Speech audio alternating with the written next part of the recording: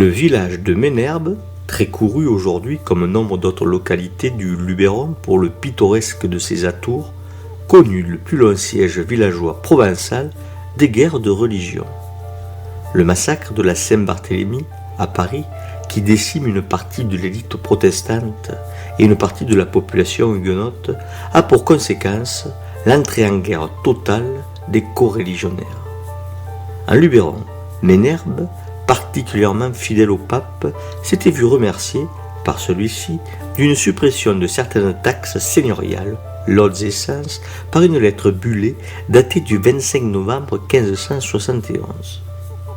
D'un point de vue symbolique, c'était une cible de choix. D'après les chroniques, il semblerait qu'un prêtre, ayant viré sa cutie, ait ouvert les portes de la ville au milieu de la nuit à 150 hommes d'armes, venus de la Valmasque. Henri d'Angoulême fut alors mandaté par le pape de libérer Ménherbe. Le recteur du comtat, Albert de Gondi, accompagnait dans ce siège le grand prieur de France, gouverneur de Provence. 12 à 15 000 soldats venus d'Italie mirent le siège sous la ville.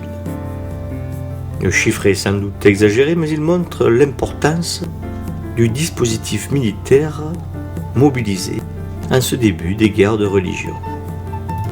On isola le village par de profondes tranchées, puis on disposa des batteries de canons que l'on plaçait en plusieurs lignes tous les 100 pas.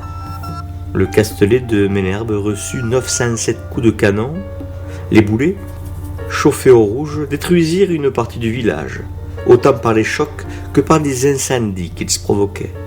Cependant, les Huguenots résistaient, malgré un rapport de force très nettement en leur défaveur, puisqu'ils étaient à 1 contre 100. Si l'on en croit les chiffres. C'est donc de guerre lasse, au bord de l'inanition, après 5 ans de siège, 5 ans je dis bien, privés d'eau potable, de nourriture, que les Huguenots sortirent après plusieurs transactions. Environ 250 personnes avaient survécu au siège, pour moitié des femmes et des enfants. Ils furent déplacés à Namur. Ce siège, financé par la papauté et les États du comtat, coûta la bagatelle de 95 000 écus à Pie V et 322 000 livres au comtat venaissin.